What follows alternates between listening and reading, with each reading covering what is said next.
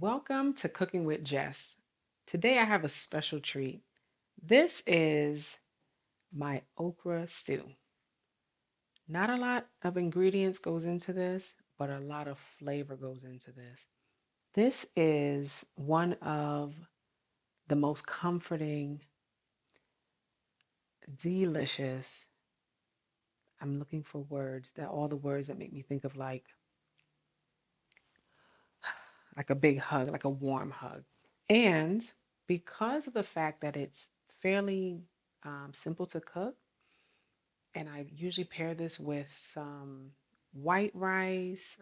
If I'm feeling fancy, maybe we'll add some sliced avocado on the side of that. And sometimes we do like some spinach on the side too.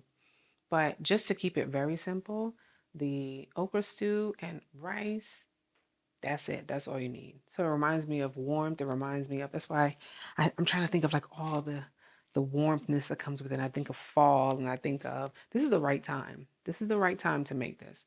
So we're gonna get started. I have this stove is turned up to medium and it's the heat is building. I went ahead and I chopped half of a Spanish onion, four Roma tomatoes, and we're going to go ahead and cut the okra. So first, let's put in our grapeseed oil, and we're just using enough just to coat the bottom of the Dutch oven. I like to use this because it really seems to help like bake in the flavors, even though we're not baking it. But let me tell you something. It because it has like a nice seal on it, it bubbles so slowly, and we get everything to just mix and blend so well. I really like using a Dutch oven to make that. So just want to go ahead and make sure that we have all the oil covering the bottom. And as that's building, I'm just going to start cutting up the okra. So this is one pack of okra. I think it's about 16 ounces or just under 16 ounces is considered a pack. And this lasts for a decent amount of time, like literally like one dinner.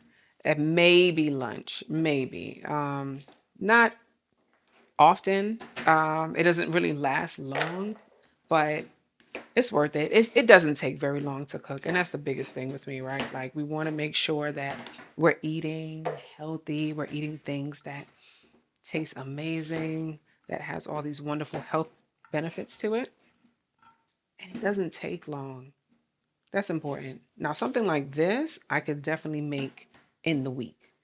Um, Amidst schedules and all type of lessons and practices and all this wonderful things that go into life with littles, it's fairly simple. It really is. I think the most interesting thing about this is that if you're not familiar with working with okra, it has a very interesting composition. You see like the little seeds inside. You got the green. It's very like hard. It's like waxy, right? The waxy exterior. So make sure you wash this. I wash everything. Now, when I say wash, I'm talking about in a vegetable wash. And we don't play around because we want to get any kind of like dirt, grit, grime, anything, pesticides that some of these things are sprayed with. We want to make sure we get everything off. And with the okra, when you slice it, and you'll see that shortly, I'm just going to go ahead after I slice it and put it straight in there. But when you cut it, it has like this slimy texture. So it makes it just that much more interesting to handle. So be careful. Make sure you're careful when you're slicing them because it does get slippery. And if you're using a very sharp knife, you want to minimize any dangers. Okay. So onions are looking good already, actually. I'm gonna hit some salt, hit it with some salt, just to break it down a little more. Did you know that? Did you know that when you add salt, um, when you're sauteing vegetables, that it helps to break it down? It's not just about adding in that salau or that salty flavor, but it will help to break it down. Look at that. Do you see how now the steam is coming out? Yeah. So next we're gonna put in the the okra. So I'm just going to cut it and just put it straight in there. You know, that's like a big deal for me, right? So watch for the slimy. You see the sliminess? Are you able to see that?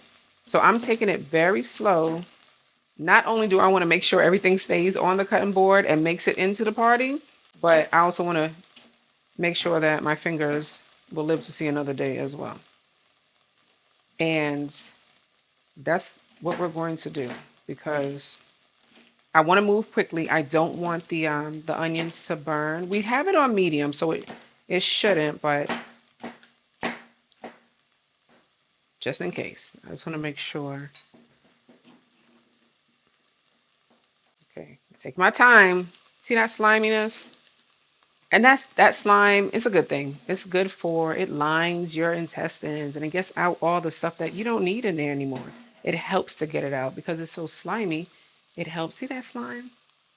It tastes good though. Don't worry about it. Don't believe the hype what they teach you on TV that slimy green things are bad. That's not the truth. It's not. But I want to move quickly, but we want to be careful because of that slimy texture that's going to be on the cutting board. And I also want to make sure that everything cooks evenly. So we'll move quickly. And then after I put the okra in, we're going to add the four diced Roma tomatoes. And those are organic.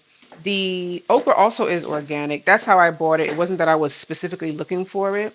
Usually when I go to the grocery store that I get this from, they don't always have it. I don't know when it's in season, but when I do, I pick it up when I do see it because this is such a nice little healthy treat for me. And the littles, they like it. Yes, the littles eat this. They really do. They really do. Now they don't see what happens to it when I'm cutting it to see all the slime because I don't want them to I want them to learn about, food, how it starts from the raw process and what it looks like after you cook it. But as I said before, because of the fact that it's slimy when I'm cutting it and I'm usually trying to move pretty quickly, I don't have the luxury when I'm cooking to have a casual conversation and not have a whole bunch of interruptions and background noise and I got to stop and do something. So yeah, we want to be careful. So I just don't expose them at this point to it, but they really like it. And that's what's most important for me. So, as I've said in the past, I am a huge advocate of when you're adding in your dried spices in particular, to try to get it to touch that heat on the bottom. And what I mean by that is the bottom of the pot, right? It's hot. We have the oil in there. This is a half a tablespoon of cumin, thyme, and oregano. And I like to mix it about when everything is warm before putting in any liquid. And the reason behind that is I like for the herbs to just wake up a little bit, get some heat on them, get a little bit of the steam. Because as we know that tomatoes it has a high water content, it's going to let off water. And we want to open up these herbs and seasoning that's dried. We want to moisturize it a little bit. So we're going to moisturize. I'm going to turn this up just to level 4, which on this machine is just like a medium high heat. And I'm going to keep an eye on this, so I'm not concerned about it burning. Okay. We'll add a little bit more salt. I find with this recipe that I go a little heavier on the salt. I'm not sure exactly why it doesn't taste like it normally. I feel that it normally needs salt. So it's not going to be very salty. At least I don't think it's very salty. It's just a matter of I want to make sure that we're mixing all these different flavors. That's the most important thing to me. Now, usually with this, I add in some spice. And when I talk about spice, I'm talking about some cayenne pepper. You want to get real gangster with it, which I have done this before, is add in some sliced green jalapenos with the cayenne pepper. Let me tell you something. That was the first time. So when I learned of this recipe, that's what it called for. And I was in spice heaven. This paired with the white rice. I don't do, sometimes I do the arroz con coco, my version of arroz con coco with it, but just plain white rice and all that spice, that heat with this seasoning, wonderful. Wonderful. But I understand not everybody can handle heat, not everybody likes it. And if you have littles, especially my littles who are they're fairly young, it's a little we don't we've had bad experiences, let's put it that way, and we don't want them to have bad experiences when it comes to food. So now that I think I've stirred this enough, I don't know if you can see that slime. Most of that's going to disappear when we add in our liquid. Okay, but all that's telling me is that all this wonderfulness is that the liquid is drawing out of the vegetables. It's mixing with the herbs in there. I'm going to go ahead and I have a few sprigs of Italian parsley. I'm just going to go ahead and cut up two, and I love to use a stem. Let me tell you something.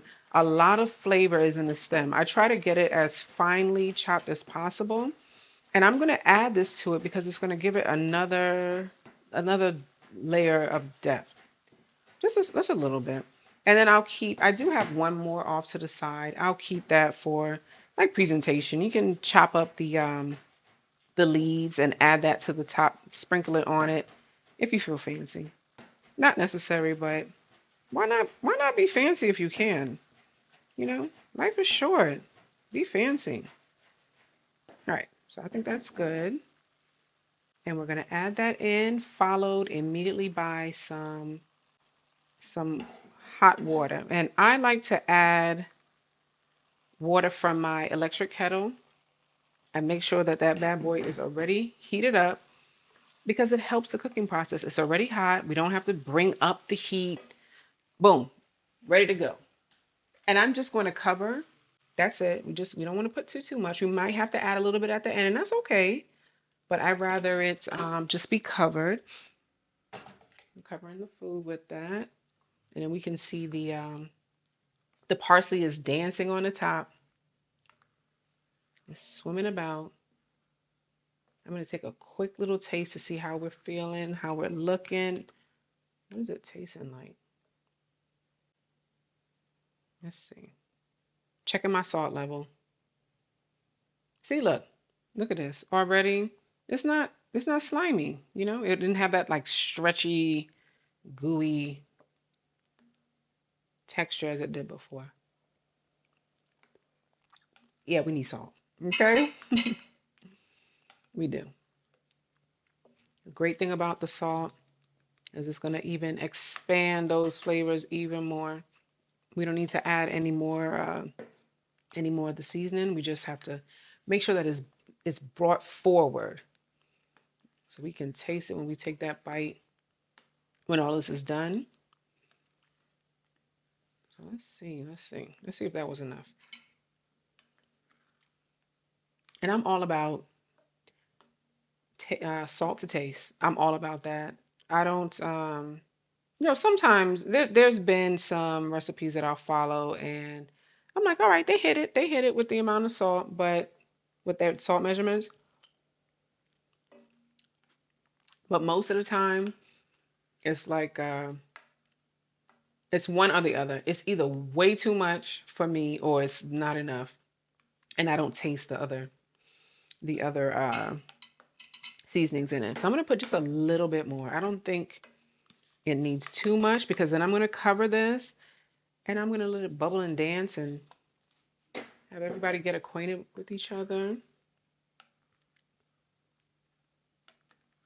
And as this cooks and everybody gets acquainted, and some more of the that sliminess comes out of the okra, it's also going to thicken this into a proper stew.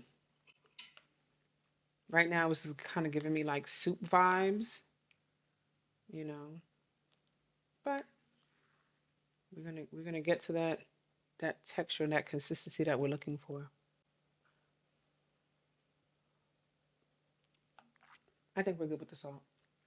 You know, though, that cayenne, man, that heat on this, that's what's missing.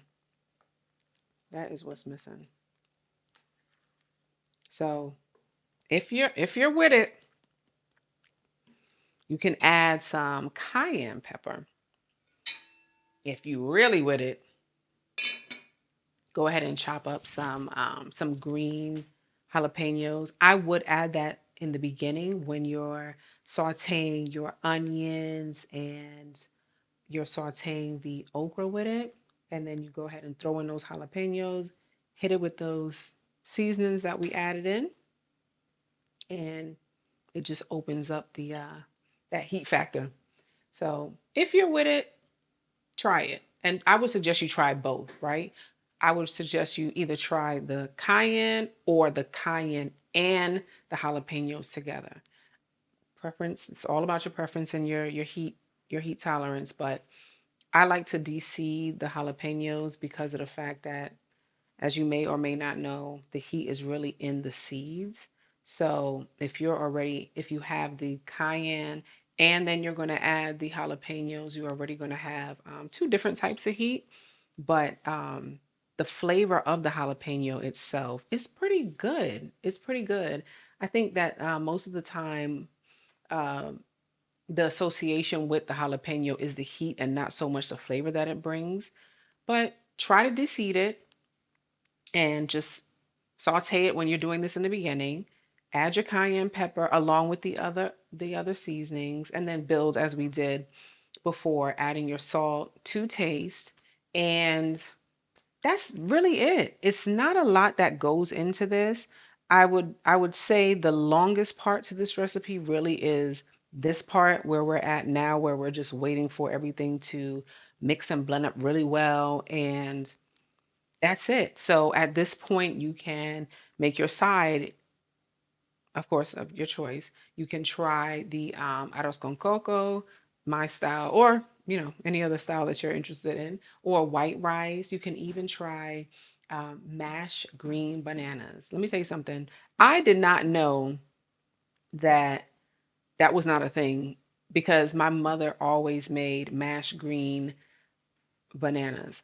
This, if I had to describe what it tastes like, not like a yellow banana, obviously it's green, right? So it's not sweet, it's not giving sweet. I would say it's probably more along the lines of like green plantain, but not as rigid as green plantain is. So this green banana, the way she makes it, and I'm going to just we're just gonna dance over like some of the things she puts in it. Salt and ajo. That's it. I'm sure there's some other things. But when she makes that, when I tell you it takes me back to my childhood, this is something that she recently made on her last visit here. And I'm like, man, why don't I make this? This is good. So that paired with this, whole nother level. Whole nother level. You could do maybe some, what would be good? Some roasted potatoes. That would be good with this. Or some boiled potatoes. I'm all about like the boiled side to go with this. So like the boiled mashed potatoes. I'm sorry, the boiled potatoes, the boiled green bananas. That just seems to really go well. At least I think it will go really well with this. Yeah, I think it will go really well. So I got to figure out why I don't get green bananas. I know where I live, there's I call it my ethnic grocer, right? I got to go to my ethnic grocer to get a lot of different things because it's just not like, for example, green banana, even plantain, like plantain or plantain, but I've never said plantain a day in my life. That's just not how we grew up saying it. but I understand the correct word is plantain. But with green plantain, like I don't really. I went to Whole Foods and I saw no green, no green plantain. I saw ripe plantain or sweet plantain, but I don't really like. I really have to go to my ethnic grocer. There are some other little stores that might have it, but a lot of things especially like around the holiday time, I am a huge fan of saril or sorrel or hibiscus. It's the same thing, just different names. So Caribbean, the Caribbean drink is what I'm talking about. It's called sorrel. Um, in the Spanish-speaking Caribbean countries, they have different names for it. So saril is a version that I'm very familiar with, and the hibiscus leaf, which is actually the purple leaf where the drink derives its color from, is something that I have to go to my ethnic grocer to get. And for me, when it comes to Thanksgiving and Christmas time, like my body already knows where's the side of what's going on. Is it getting close to that time of year? This is a big thing for me. For me, that speaks to Thanksgiving. Don't let no Christmas or Christmas Eve specifically. That's when I make mine Christmas Eve the second time because the first time I'm making it for Thanksgiving. But Christmas Eve for me is like, yeah, we making cyro. We're doing some other stuff, but we definitely we making that. We making that. And I go hard in the paint when it comes to ginger. I love a spice. I love a ginger first of all. So I don't play when it comes to that. Um, I don't even know how I got on that because we're talking. Oh, the ethnic grocer. That's why. That's why. But yeah, like I'm not gonna find the hibiscus leaves in Trader Joe's. Like, it's not happening. That's okay. I mean, that's not what they're there for. I get it. Um, yeah, I don't. I gotta go to my ethnic grocer for those things, and it's always an adventure because I find all these different things. Like I said about the green banana, not something that is. It's not. I don't think it's like super like extravagant or some foreign thing that is like difficult to produce, but I don't know, I don't see it in like the mainstream grocery stores. So that's probably why I don't buy it unless I go to the ethnic grocer. And then with those particular items, because they are perishable, like you got to move fast, right? We're not going to buy, for example, we're not going to buy green plantain and then we're going to hold it for 4 weeks. Like when I remember that I have it and I got to use it. And then by that time, now it's ripe and now it's super ripe and then it's overripe. And then it's like, what are we doing with this? We making plantain fritters or we tossing it? What are we doing? So it really has to be like, yeah, it has to be intentional when I go get these things.